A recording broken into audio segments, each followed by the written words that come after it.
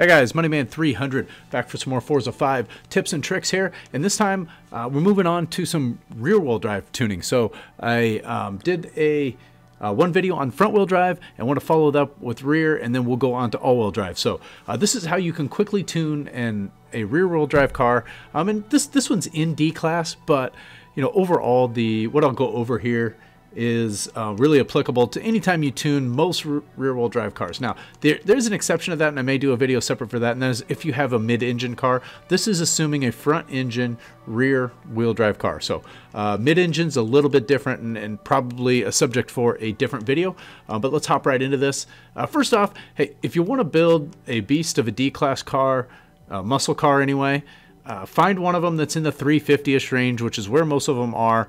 This one happens to be the AMC Javelin, which is a preview for an upcoming car, and got some other special stuff planned for this one.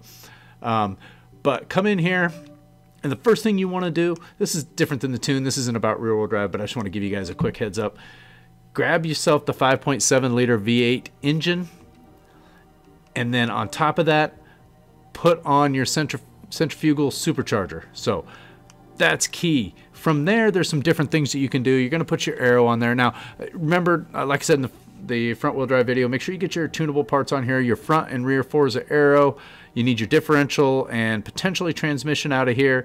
And then you need all your platform and handling in here, your brakes, your springs, you know, all the race parts in here, minus these two. You don't need those two to be adjustable. But back to the build on this. So I usually do that. So I'll do that. I'll put my aero on here. I'll come over here, put race, brakes, springs, roll bars, both the front and back roll bars. Nothing in this lower class. This is how you do it in D class.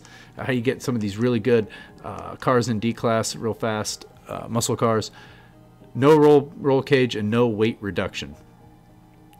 You could put the roll cage in. Now, it depends. You got to drive the car.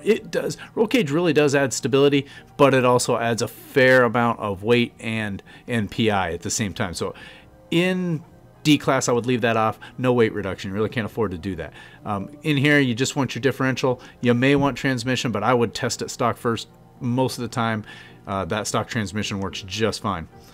And then you come over here and see what you have left. You're not going to have enough to do any compound in your tires. That puts up 40 PI. I leave the front stock and I go as wide as I possibly can on the rear. So in this case, it's full rear. And I usually put the heaviest wheels on that I can find, the absolute heaviest, so I can get the most PI out of everything. And then you can do what you want here. A lot of times you go stock. I didn't like the way this looked stock, so I went with 16-inch wheels. It actually gave me 1 PI back, but and then from there you go tune it. So let's hop over to the tune and let's talk about how you tune a rear-wheel drive car. So let's hit over here. Tires. I almost always start right around 28 and then just check telemetry. I do not, have the adjustable drive ratio on this. If you did, there isn't anything specific to tuning rear-wheel drive versus front-wheel drive. The one thing that you can do with if you have a high-powered rear-wheel drive car sitting on not very good tires is drop your final drive ratio so that you're geared really low, help you with that wheel spin. I'm going to put quite a bit of camber on these as well. Maybe not quite as much on the front-wheel drive. I might go like 3.2 and like 2.8 or something like that. And then I don't do any toe, and I don't mess with the caster angle on this. I'm not trying to increase the turn in. This thing's going to oversteer anyway, and I have to tune that out of it. So roll bars. This is going to be somewhat opposite of what we did in the front wheel drive cars, where we went really low in the front. I'm going to take the front down to the middle somewhere, right around 21 is usually where I start, and then this number I'm going to take down here just because I know, especially in this car, that it's most likely going to be pretty unstable. What this will do, I'm going to understeer tune this, meaning everything in the front is going to be stiffer than in the rear. And I want the roll bars. I'm going to take this down. I'm going to start around 12 here and see how that feels. So I'll go 21 and 12. And this is going to give you a real quick tune here. You don't have to have any calculations to do this. You could put this base tune on most real close to these numbers on most high-powered rear-wheel drive cars, at least as a good starting point for you.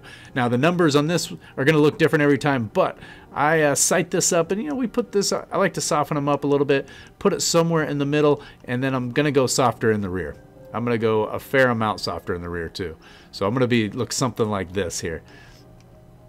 Ride height, I'm going to go ahead and drop this out, and we'll just see how it is. Bump it up if you happen to be bottoming out or, you know, losing control over some of these. So this one I'm going to ride up there pretty high. And I'm going to be lower here. I'm going to go about 9.3, 10.8, 9.3. Yeah, that looks about right. And then somewhere in here, go down 2.6 and about something like that right there.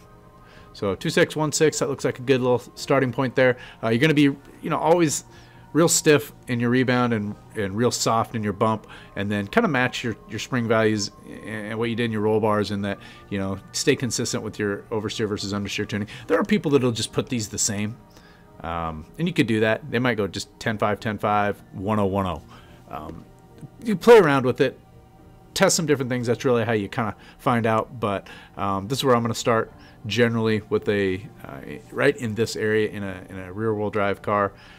Aero, this depends on what class you're running. I'm in D class. I'm trying to build a little bit of the speed car. I'm going to take it all out. As you increase in the class, up to C, you might be able to get away with this, but you might want to start adding some in. Once you get to B, I'd probably just go max aero on here and just fill this all the way up, both front and rear downforce. Now, unlike I usually match my front and rear on a rear-wheel drive car, unlike the front-wheel drive car where I like to just jam everything I can in the front. I'll usually match these two. So maybe I got them both in the middle in C class, nothing in D. Maybe I got them in the middle in C, and then I starting in B, I just go full downforce on a car like this, unless it's a really highly specialized build, maybe for Le Mans, where you just don't want any aero at all. So you know, you can consider that as well. These aren't typically Le Mans builds. These are, you know, more all-arounder type builds for the speed tracks like a Bathurst or the Sebring tracks, Indy GP, things like that. My brake balance, I'm going to start at 52, 53, and I'm going to run this all the way up to 140 or 150 because it's a heavy car, so I'm probably going 150. Pressure is a complete preference for you, and it also depends on whether you're using ABS or not. But I'm going to usually start about 52 and then adjust from there.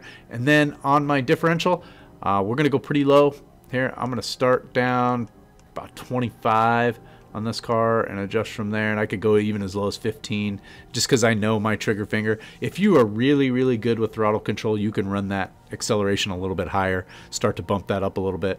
I'm okay with throttle control. I wouldn't say great, so I like to keep that just a little bit lower, help keep the car and the wheel spin under control a little bit. So we got that out there. Let's give it a quick, you know, I'll show you a quick test drive and show you maybe a couple, if it needs adjustments. I'm going to assume that it does. So we'll hop out in here on a Sebring, something like this one's pretty good. Got a couple tight turns, got a long straightaway in there. And we'll take a look and see what this looks like here. So yeah, so you can apply these principles that I put in here to just get yourself a base tune. I mean, build and tune on this car probably took me a total of 10 or 15 minutes to get in there. Now I've done a lot of these, and that helps. But as you do more and more of them, you'll start to remember these things, and you won't have to, you know, reference anything. You could write them down and go from there. Ooh, a little slow start there. That's gearing's okay.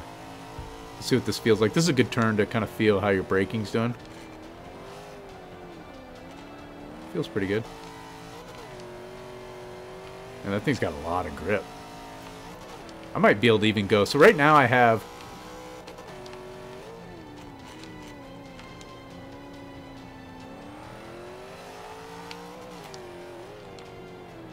This thing has a ton of grip, and it actually almost understeers a little bit. So there's a couple things I can do because I feel a little bit of understeer. Number one, you're going to want to drive it for a lap or two just to get a feel for it.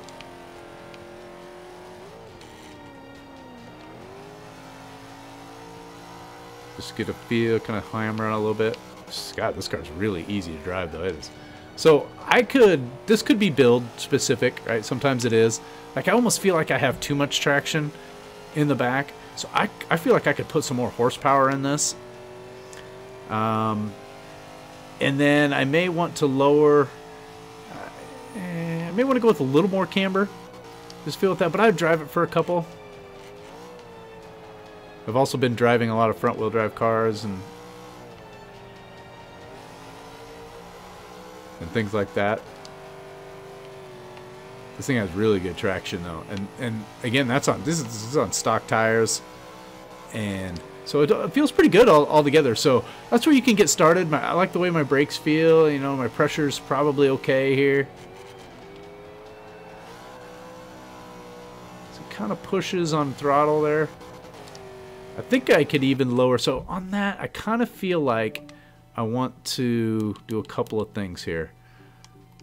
I feel like I want to lower that a little bit, and I think I could bring this up a little bit. So I'm gonna go about 17 to 14 on that, and just I think that's all I'm gonna change though. Just a slightly less understeer tuned on that to help. That's really the roll bar is gonna help more on that sweeper type tune.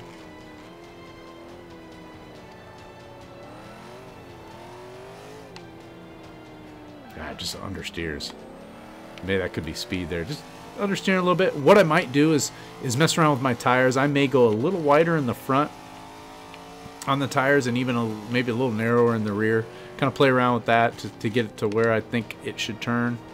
And this car itself, this is kind of a long car, so it could be a case of that's just the way this car works too, and you just have to get better at driving it. So I mean, that's a little better there, but yeah. So I'm going to stop right there. I think that gives you guys a good setup to go out and be able to build and tune an all-wheel drive car very quickly. You know, these are nice because, you know, maybe you're multiplayer racing, you're going to take a quick break, you want to tune up a couple of cars. You can get these going quickly, especially in these lower classes. The higher classes, you know, we'll get to, but the principles are the same. You know, generally speaking, you're going, you know, some of these things you're going to work out in your build. Like this one, I feel like I might have too much tire on it for the car that I have and the horsepower. I think I feel like I could make the car a little faster and go less on the tires, which would be nice. So I'm going to go play around with that, see where I end up with. But this is a car that's going to be coming down the line. You guys are going to see here, you know, hopefully in the next week or so, I'll have up the full tune on this so you can get a good look at this. But anyway, I'm going to end it with that. Thanks for watching, and we'll catch you guys in the next one. Later.